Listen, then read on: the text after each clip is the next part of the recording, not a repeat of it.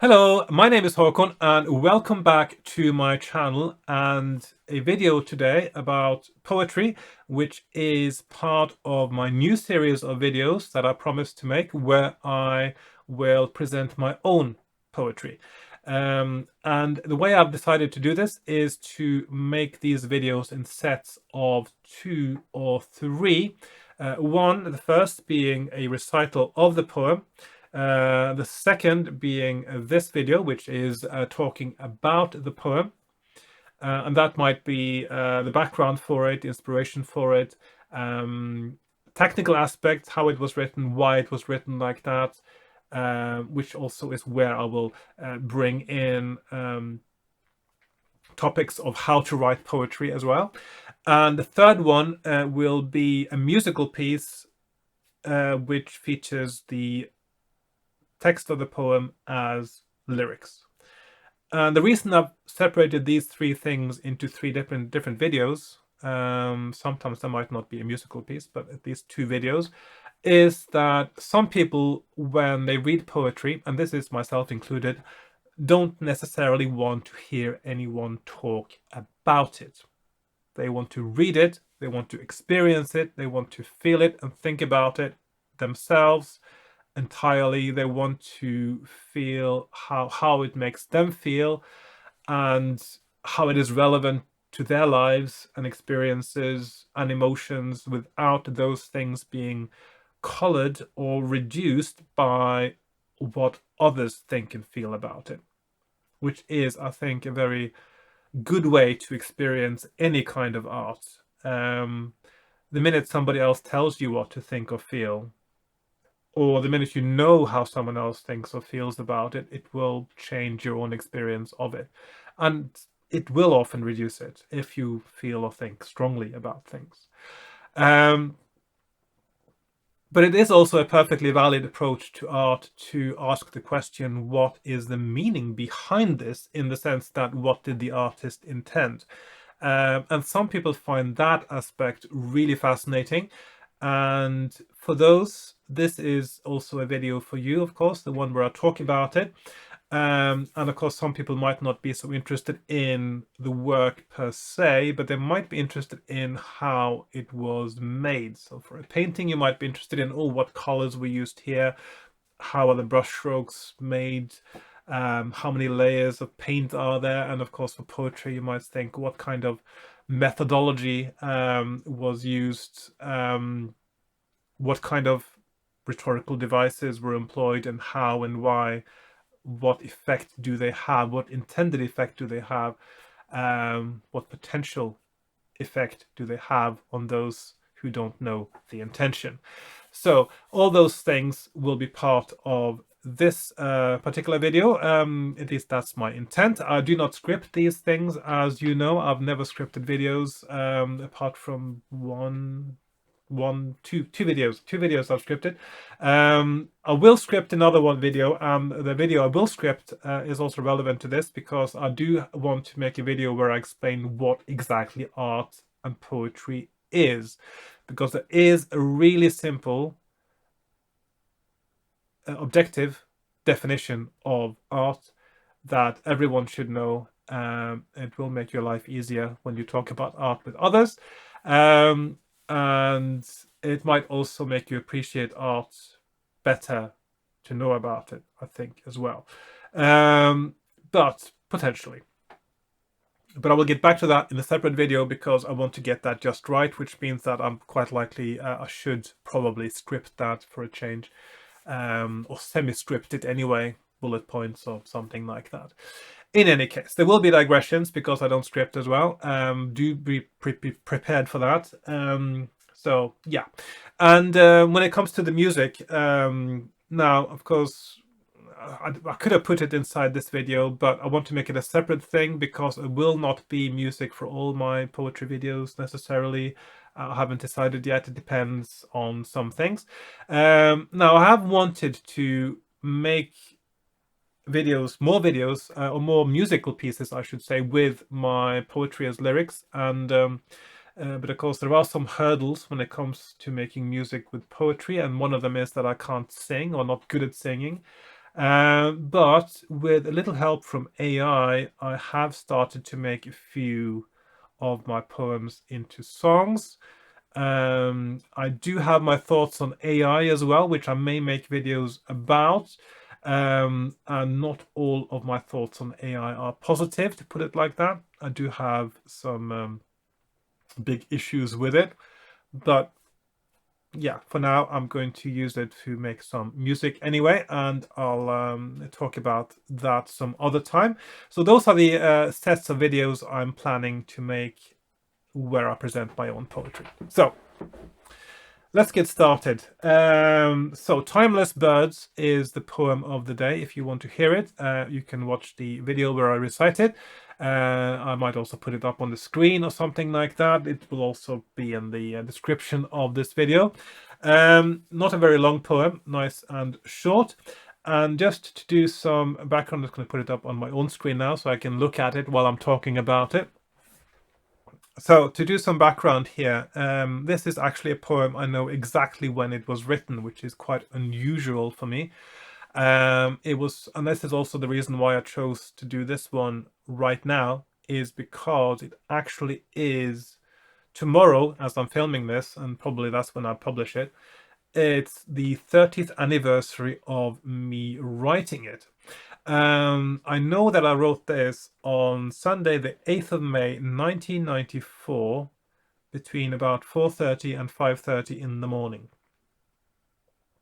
And the reason I know exactly when is because of where I was and how I was feeling at the time. I was on a study trip in York, England. I was studying English at the time, and and this was 1 week after we arrived on the Sunday morning, and I couldn't sleep. And one of the reasons I couldn't sleep was because the birds were singing really loudly. That's one thing, but I also had some emotional turmoil I needed to process because I was in the process of falling in love. So, which is a good instigator, good inspiration for poetry, I suppose. Now, the thing about falling in love, yeah. So when I was young, this is before this, I was very shy. I was extremely shy, especially with girls, and even shyer, of course, if it was someone I fancied a little bit. So generally I wouldn't be talking to girls much, or avoiding it sometimes, especially if I like them. Yeah, I know it's a bit silly, but there you go. It's a kind of a social anxiety thing, I suppose, and it's quite common for us introverts to be like that. And so there were times in the past before this that I sort of thought I was in love with someone, but I don't think I really was, because one of the things that made this a little bit confusing for me was that I thought I was in love with someone, but then I met this girl that made me realize that I hadn't actually been in love with anyone until I met her. I'm not going to say any names or anything like that. If the person in question is watching this, she will probably know who she is. And just to make a general statement about that, I'm sure lots of people, not everyone, would have experienced this kind of thing, because lots of people are a bit shy about talking to people they're attracted to, and expressing their emotions, or even understanding their emotions. And I think it is quite common for people to, at least when you're a teenager and you're trying to fit in as well, and of course you've got all the hormones going and so many things happening. You're trying to find your place in your group, in your social group. It's really complicated growing up and being young. And of course, falling in love, or thinking you're falling in love, is one of those things that make it extra confusing, and you feel it very strongly as well when you're young, and especially, I suppose, the first time you really fall in love, I suppose you feel it very strongly.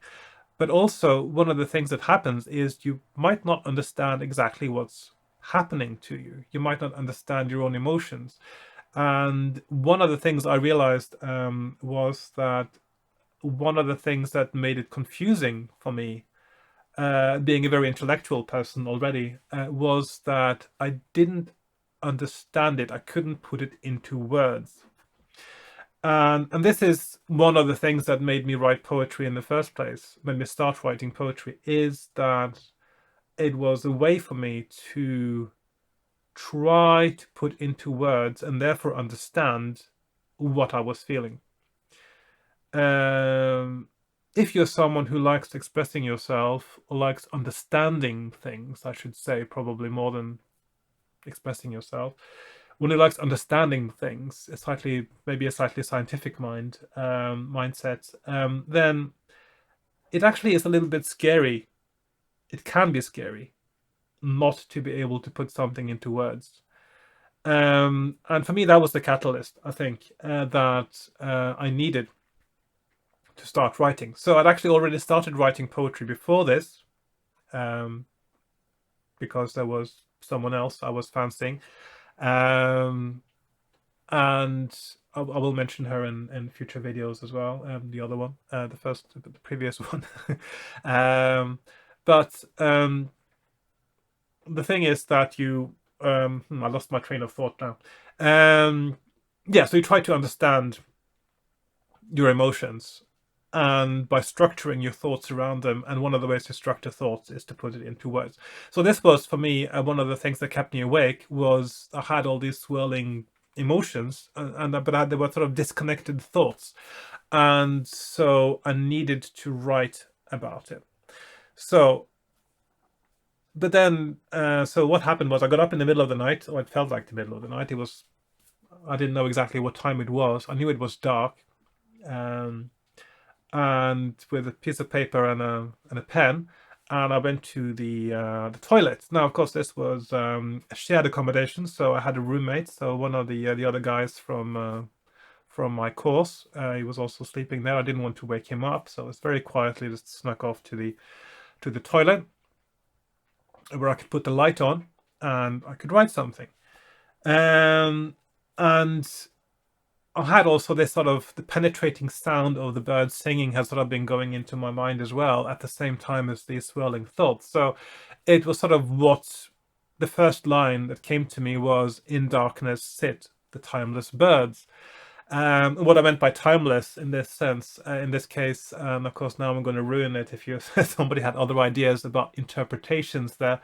What I meant was they were singing at a time when they shouldn't sing.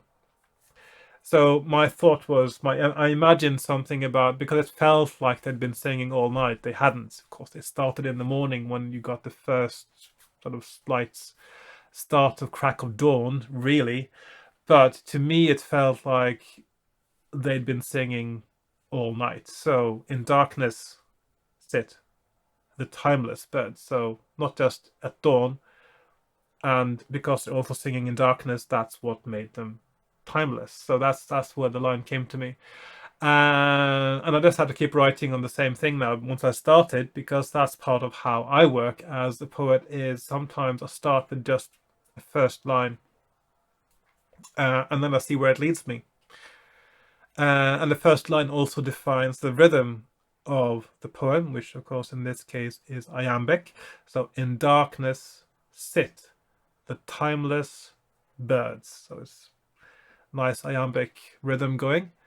And of course the singing was how I knew they were there in the first place. So, and so aflame with beauty's song. So yeah, it sounds beautiful. Absolutely.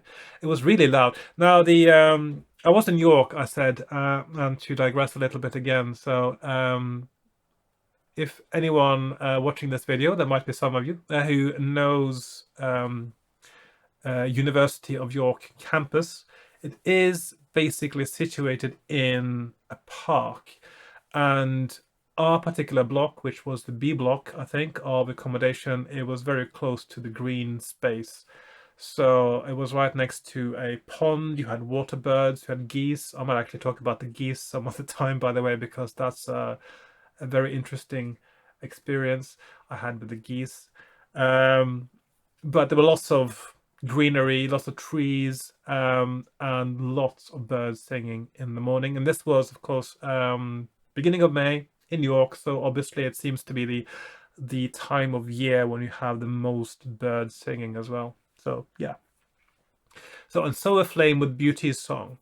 Third line, the soul's alight with passion heard. So of course I'm going a light going back to a flame, of course. So I'm doing that, tying together the words there by using two words to do with fire.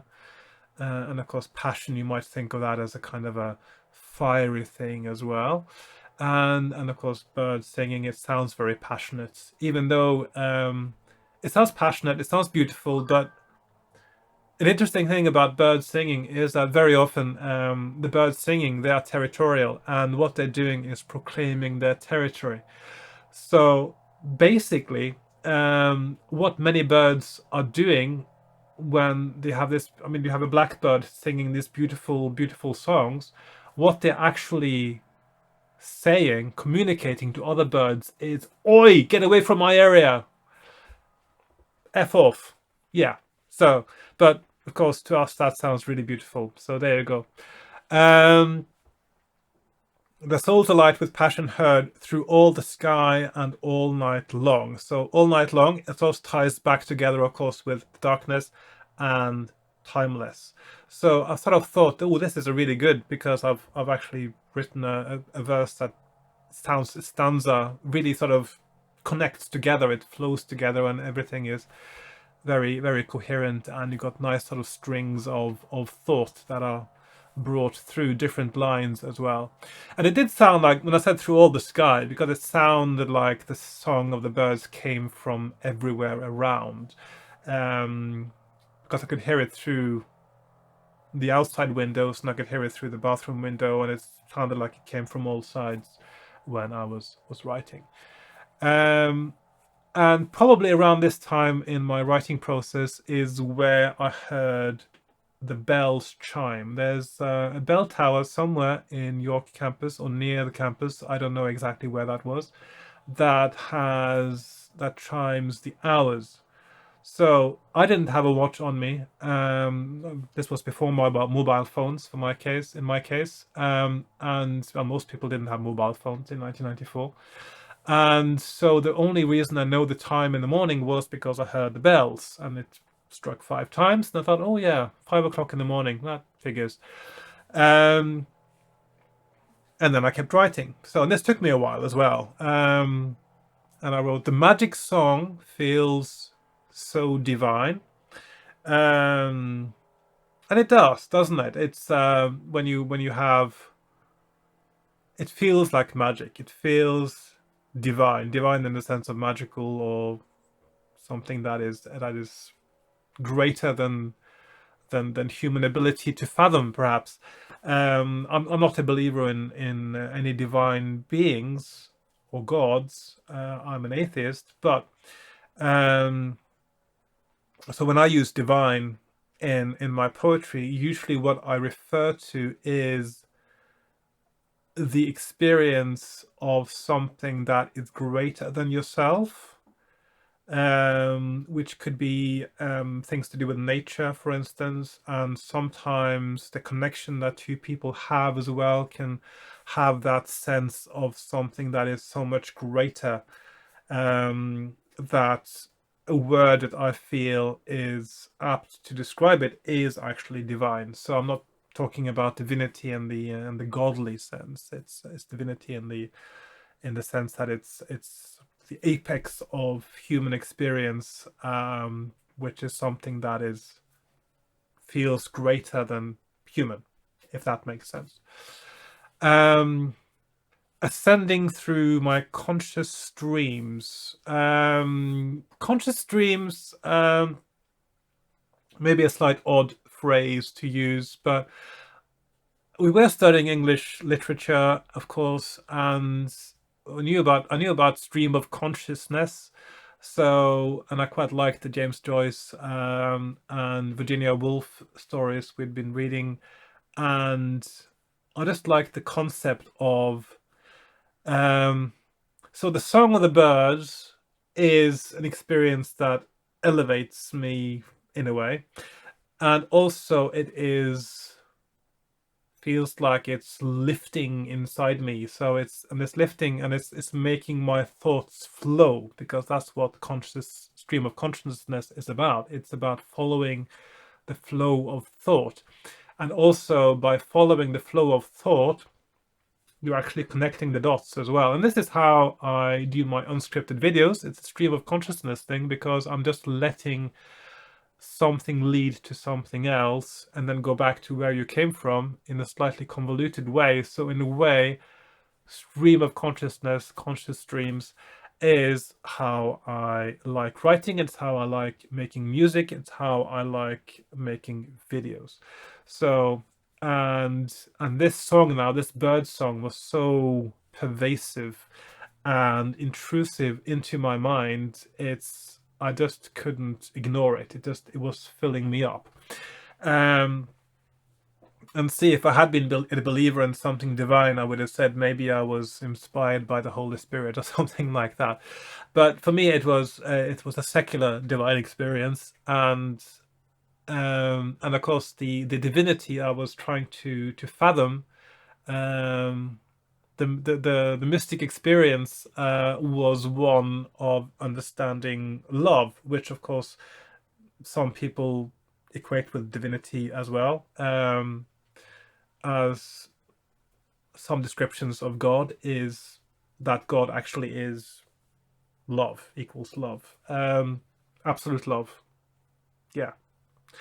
So of course you could read this as a semi-religious poem as well, I guess, if you wanted to. But for me, it's a secular thing, the sense of divinity and the flow of energy that comes from listening to the birds. But what I was trying to understand at this point was, of course, the fact that I was falling in love. I didn't, yeah, that's the thing, isn't it? I was having these feelings, these very strong feelings, and stronger feelings of feeling a connection and sort of emotional attachment to someone else than I had before.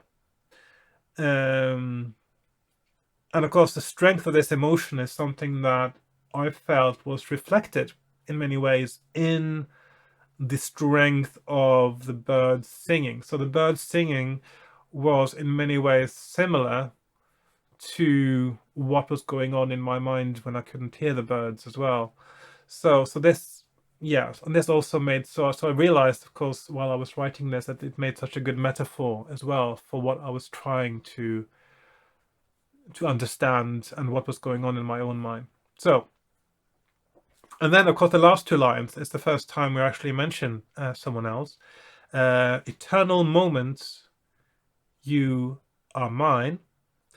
And of course now we've got eternal moments, which also is an odd phrase. I'll get back to that. Eternal goes back to timeless, of course. Eternal moments. A moment is not by definition eternal, is it? It's a moment is a really short period of time. Eternity is a really long period of time. What I mean by eternal moments, and this is a concept that I've actually used in a few of my poems, and a concept that I quite like, is that when you feel, and this is something I'll get back to actually with other poems very specifically as well, when you feel a moment entirely, when a moment is sublime, when it's something transcendental, something can happen where it's like the past and the future doesn't exist.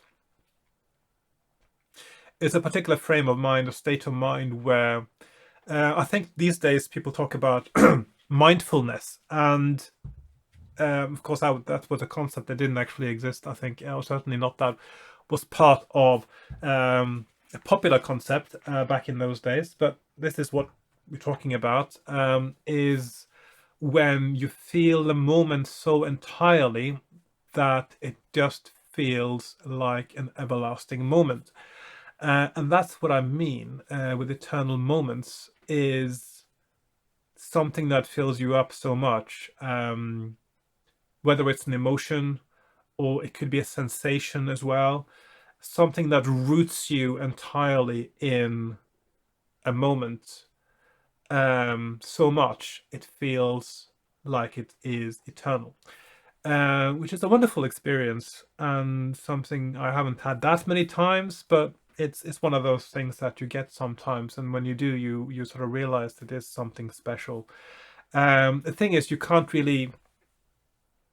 It's one of those things you can't really talk about in the moment itself. It has to be, of course, something that you look at in hindsight, because if you started thinking about the fact that the moment was sublime in the moment itself, then of course then you're thinking about the past again or the future. So it's only when you actually disconnect also entirely from thinking about what makes the moment great. It just is. Okay, so this is a very Eastern philosophy, perhaps, kind of concept. Yeah, one could probably analyze that in terms of Taoism, for instance, if you want to connect it to something else. And then eternal moments, you are mine, and of course now I'm talking about the girl I was in love with. And when I'm saying eternal moments, here, and then it says enchanting all my sweetest dreams.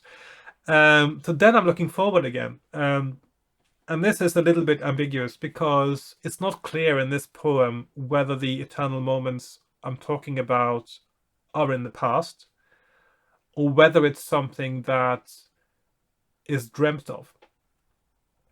And there's an ambiguity that I deliberately wanted there as well, because this is not a poem about me.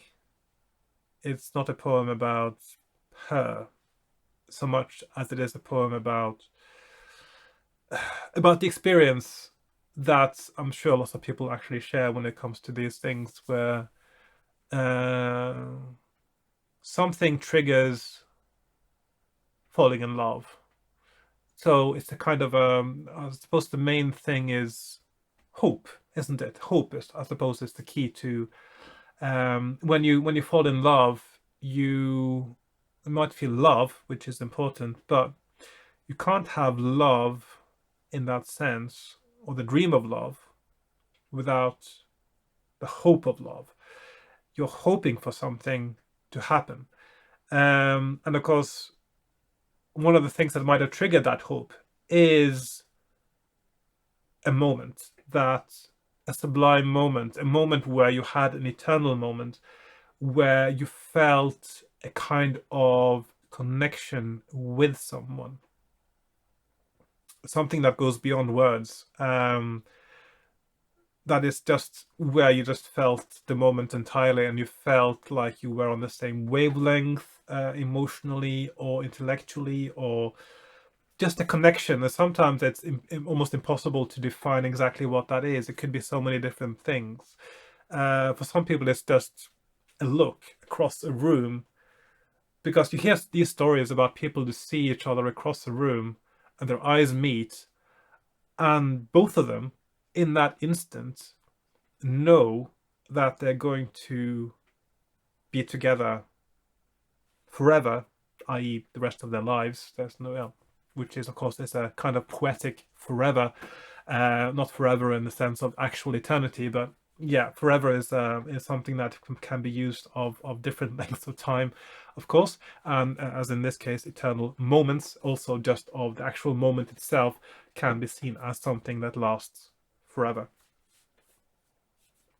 So that's what this is about, really. It's and for me, this actually helped me structure my thoughts, because I finished writing this, and then I realized, of course, well, first of all, I realized absolutely that I was in love with this girl, not with the one that I thought I maybe fancied before.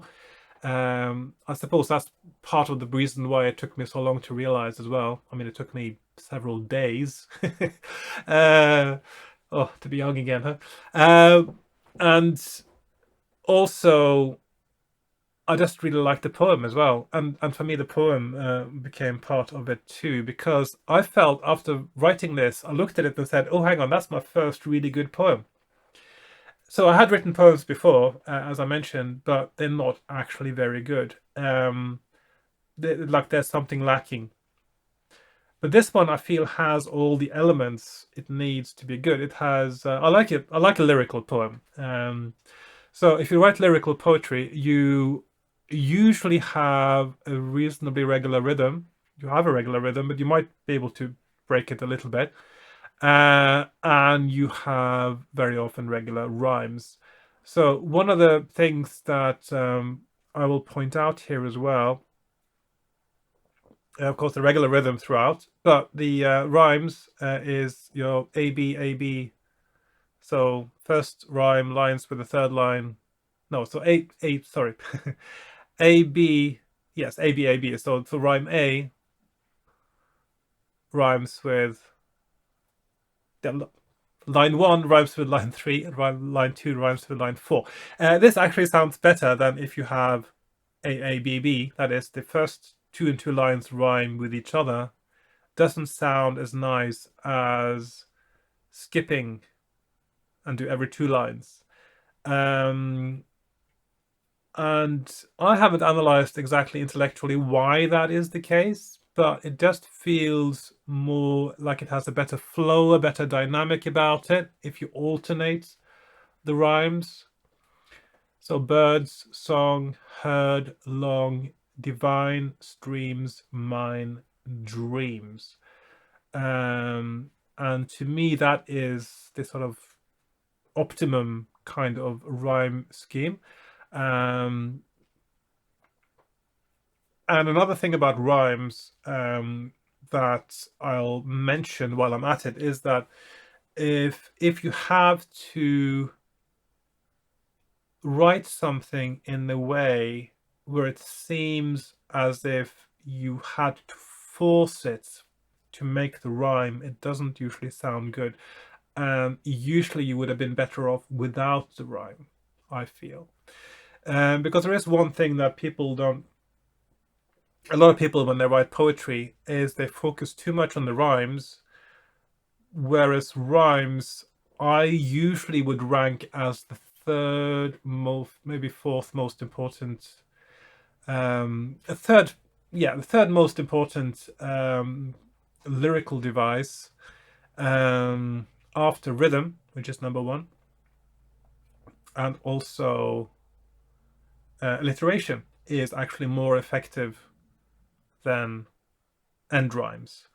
But people don't tend to notice it so much. And also you can combine the three. So you can have both alliteration and end rhymes and rhythm all working together. And I have a poem where I've feel I've absolutely sort of maximized the combination of alliteration with rhyme with rhythm, which is a poem I actually won a prize for. I'll get back to that in some other video.